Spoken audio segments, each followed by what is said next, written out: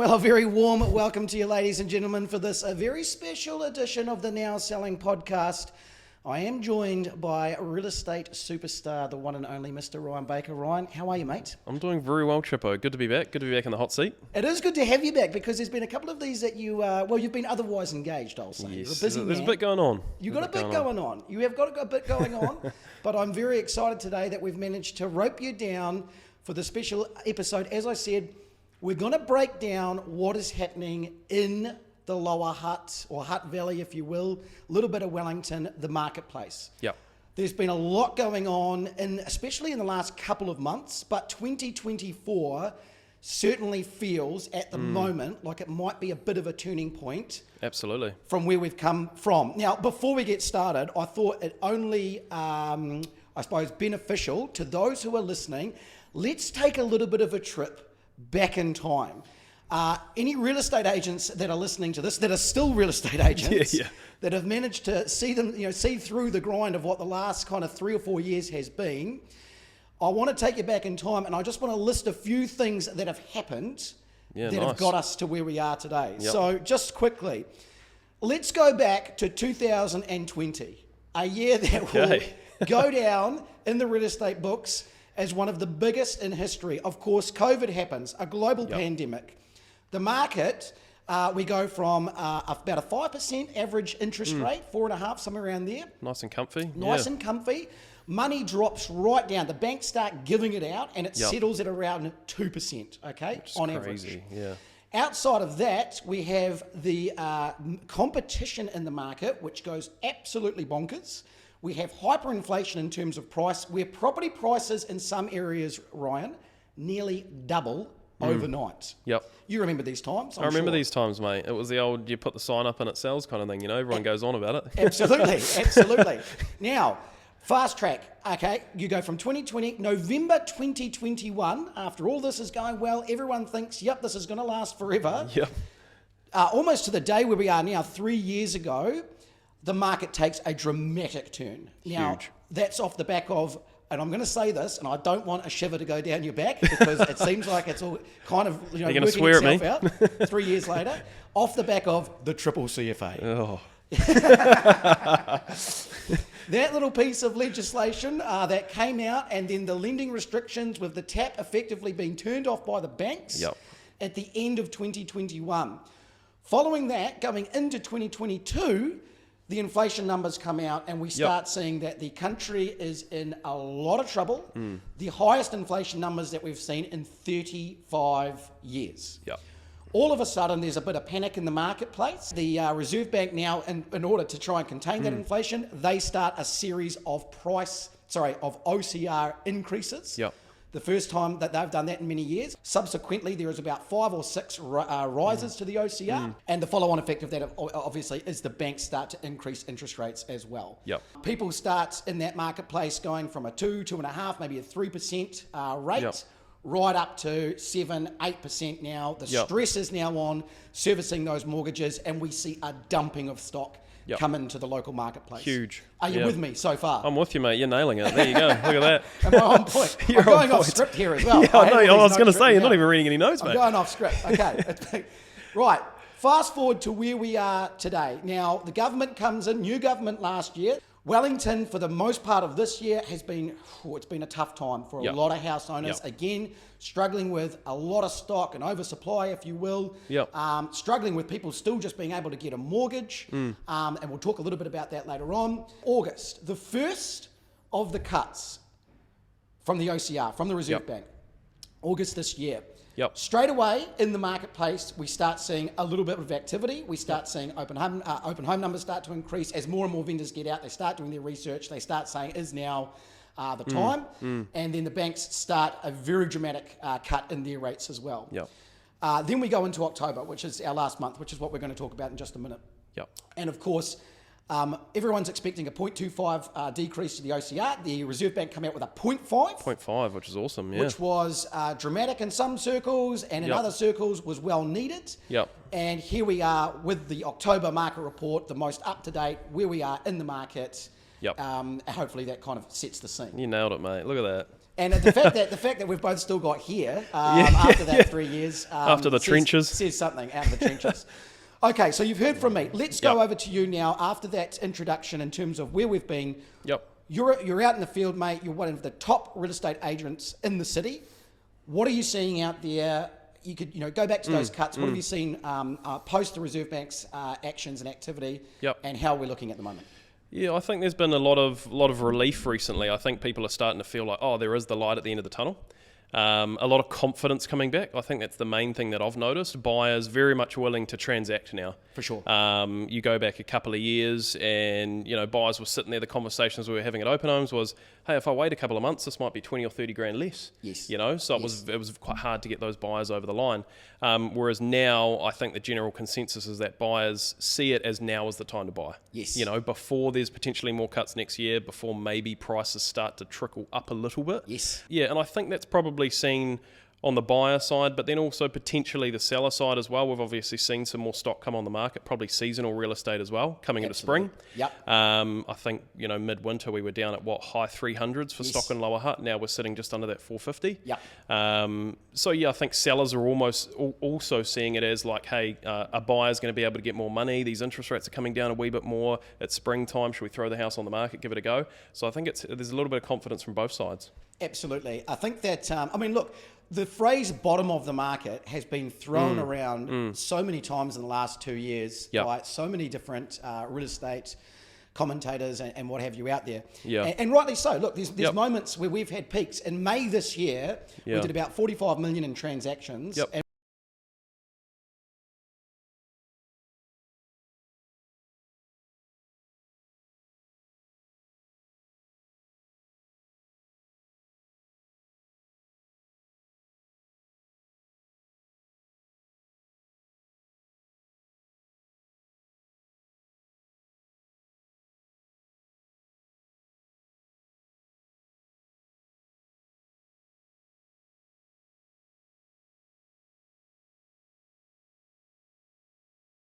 if these cuts start happening, and if inflation can get under control, or the numbers can start coming down, we could start actually seeing some relief back into the marketplace. Now, off the back of that, August we saw a cut. We've had another double cut, if you will. In October, we've got another cut scheduled for November. Most of the economists are now saying that will be an interesting one. That's going to be an interesting one as well.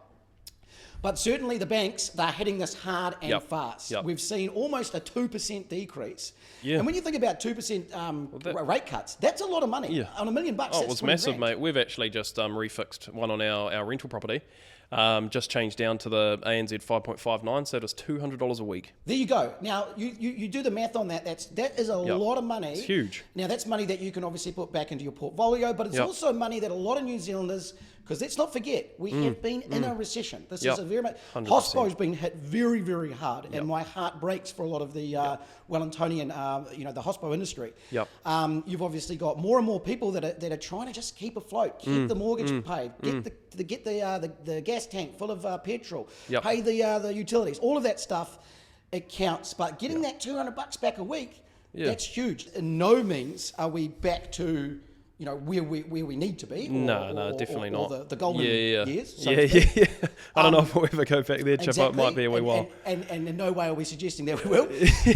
but certainly, like you said, the word is confidence. The word is a bit of relief out in the marketplace. Okay, buyers and sellers. Let's go with sellers first, because this is a hot topic. We've had a lot of sellers on the market, a lot of competition. Yes. I want to use an example, because you've had a seller that's been on the market probably towards the earlier part or middle part of this year. Yes. Had the property on the market, didn't really work out for them, had some offers under what the expectation was.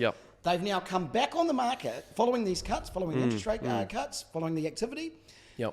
So we've got a perfect example there of a property. Nothing's changed the property. The property's exactly the same. The marketing, everything that we've done is down to the wire, similar strategy. Are you seeing a change in just a small amount of months on the amount of activity on that property and what you're getting in? There definitely has been. I think we really struggled when we first put it on the market. It was a property that was a very nice property, kind of high end of the market as well. So in a challenging market, that's always an area that gets hit. We're talking in the $1.4 to $1.6 million range. Yeah, exactly. But then obviously chucking it back on this time around, again, spring, everyone's happy, everyone's positive, those interest rates are coming down. We had 3 offers that came in the first, just after the first open home. 100%. Still still some negotiation to be had. Another viewing booked on for Friday, tomorrow, Yep. and that guy's very, very interested as well. Could potentially offer. He came through at the last Sunday open home, just wants to get his wife through tomorrow. So, even for something that's at that higher end of the market, which is still seem to be sticking a wee bit. Sure.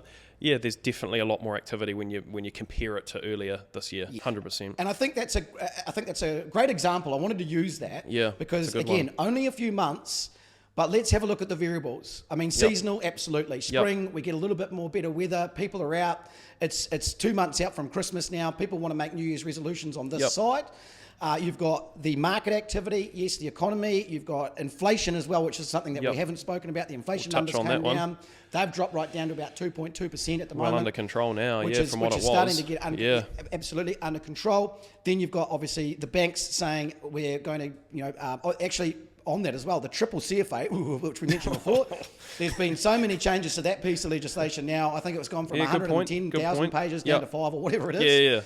Yeah. So again, bundle that and you have a look at kind of, perfect storm scenarios, and we start saying, yes, now is definitely a time as a buyer to be talking to your broker, absolutely having a look at those rates. Can you get an extra $200 a week in terms of spending? What does that mean for your purchasing abilities? Going back to sellers, hey, maybe you have tried last year. Maybe you've been hanging on. Maybe now is a great time to have a look and say, well, what are our goals coming into options? 2025? Revisit it. And revisit have a look. it. Get your agent back in. Have a look at strategy. We'll talk about that later on as well. I mean, even I'll just touch on having a chat with the mortgage brokers in the marketplace as well. Talking with them, they've said there's been a massive influx in buyers wanting to get pre-approval sorted. Yes. So again, just showing that buyers want to make it happen now. Well, speaking to a broker last week as well, and they said to me that there's a ton of pre-approvals out in the marketplace at the moment. And that is a great thing because that means purchasing power is still out there. I think purchasers are still holding back a little bit. I think that what we're going to see is people will be waiting to see what happens come November, end of November with the Reserve Bank. I'm not looking into my crystal ball here, and in no way is this financial advice whatsoever. Absolutely. But hey, we'll all take a punt at it. I'm forecasting there'll be another cut. And then I think that I don't know if the banks will go any more aggressive before Christmas. Maybe a slight little reduction there, but I know that in the first quarter of next year, those banks are going to be fighting for 2025 business. 100%. So as a buyer, I just feel like people are out there, open home numbers are up, people are researching. You've just got, if you're a buyer at the moment, just go to some open homes on a Sunday afternoon. Do your research, get into the open homes, talk to the agents, talk to your broker. Do all that. All that. The flip side of this, though, as a buyer, and this is where it's important, and this is where your experience comes in as an agent as well, is take note of what's happening at those open homes. If you start going from open homes where there's 1, 2, 3, maybe 5 groups going to an open home, and then all of a sudden there's 15, 20. Now, not necessarily are all of those buyers today, but they are definitely doing their research, and they can definitely be buyers tomorrow. So just take caution, and that if you are waiting, and then in the first quarter of next year things pop off, and all of a sudden there's more competition out in the marketplace. Properties get eaten up a little bit quicker. Then the stock levels come back down. We'll talk about stock levels in just a minute. Then you're back into a marketplace where you definitely want to have your ducks in a row, because what you're going to start seeing is you're going to start seeing more cash offers coming in. As I said, higher competition, and that in turn could have an effect on price. Well, it's the whole fear of missing the bottom as well, right? As soon as it starts to creep, and maybe if the data does come out in the next 6 months, it'll be really interesting to see where that goes in terms of sale prices. But if we do see a little trickling and then the media catches onto that, then buyers will start to think, we're going to miss the bottom, we have to get in now, and that's where that competition starts again. Absolutely. And I'm glad that you brought up the media, because it's a hot topic. I love the media, and we're talking mainstream media here, guys. And shout outs to all my media partners. I love you all. Man, they've beaten us up over the last couple of years, that's for sure. But this is the funniest thing. I mean, when it was all doom and gloom, it's all doom and gloom. Okay. Now we're kind of in this like little complex part where it's kind of still doom and gloom, but there's some. There might be something happening. Something at the end of the rainbow. One minute you're getting an article saying, no, homeowners are going to mortgagee sales everywhere. And then the next minute you say, someone flipped a house and made $3 million on it, and everything's going great. So once again, guys, if you and girls, if you're out there, do your research. The majority of the time, the best bet is go to your real estate agent, talk to them. They're in the field. They know what's happening. Much like we're doing now, they'll give you the best advice that they can give you in terms of what's actually happening, and it's not just puffery out in the marketplace in terms of, what's going to sell fish and chip paper, so to speak. or fish and 100%. chips. Yep. All right. Hey, we're on the data. The reason that we called this special market report or review here for the Hutt Valley, Wellington region,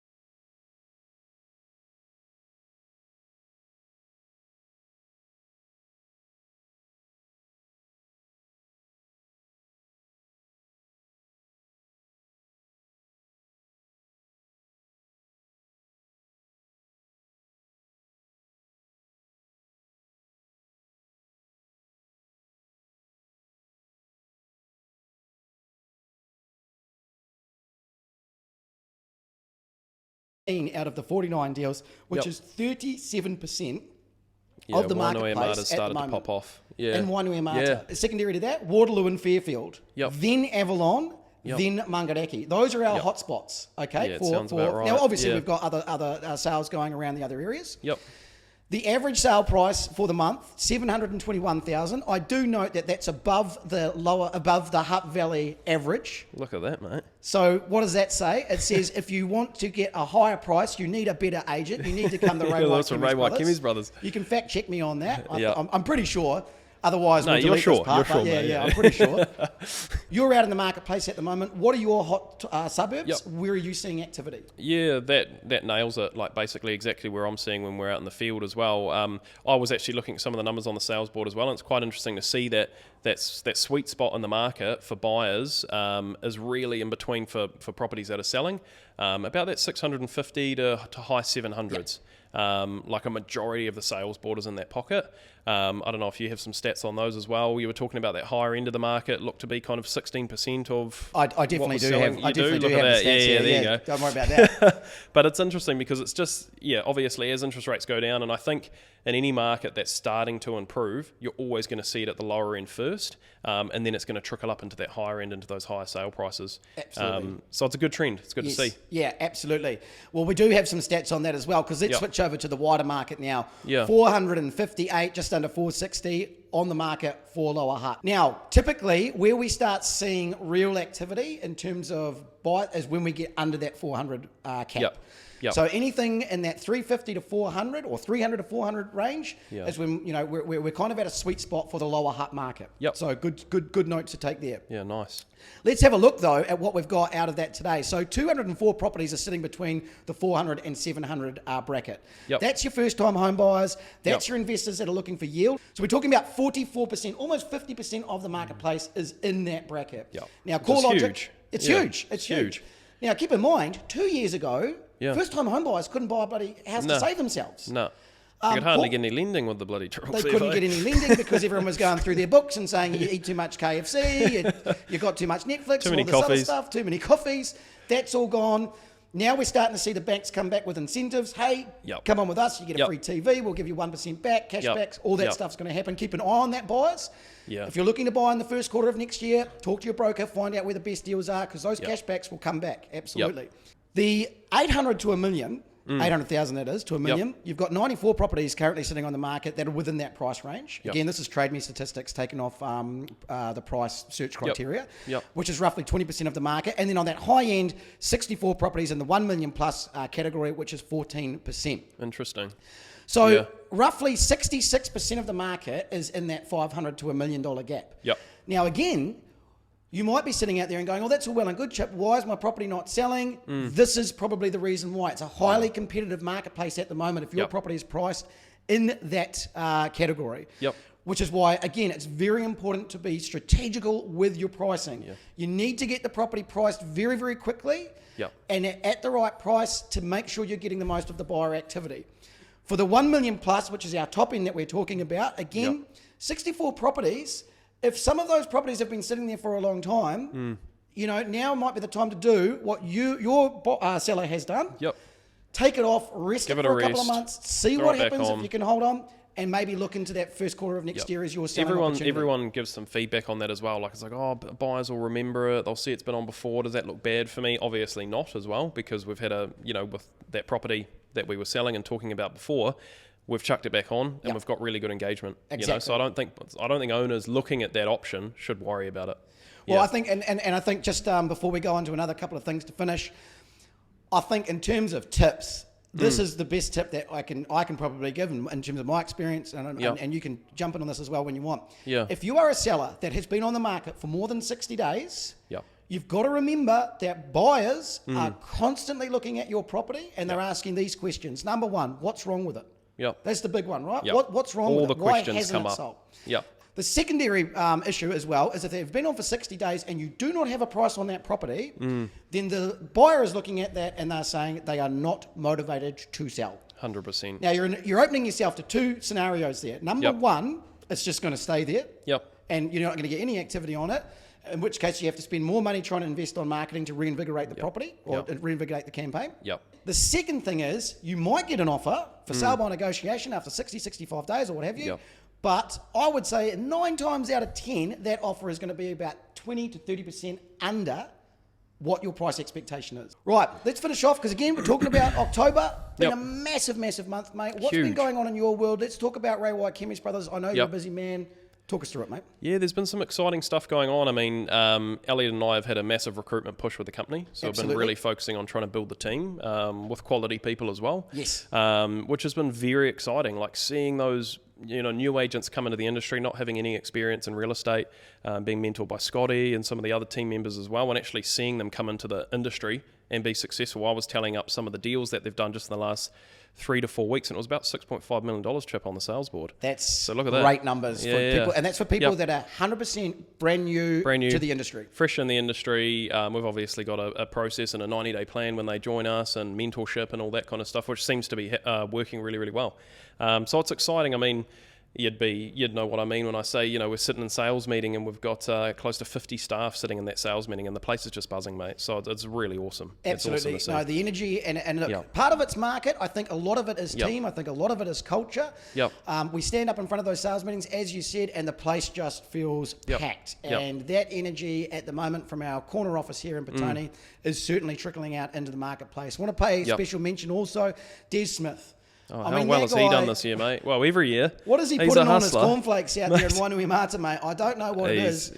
He's number 2 in the country off the national awards for, this is out of the entire Ray White franchise or offices in New Zealand. Number 2 in the country for business growth. Number 12th best agent in the country.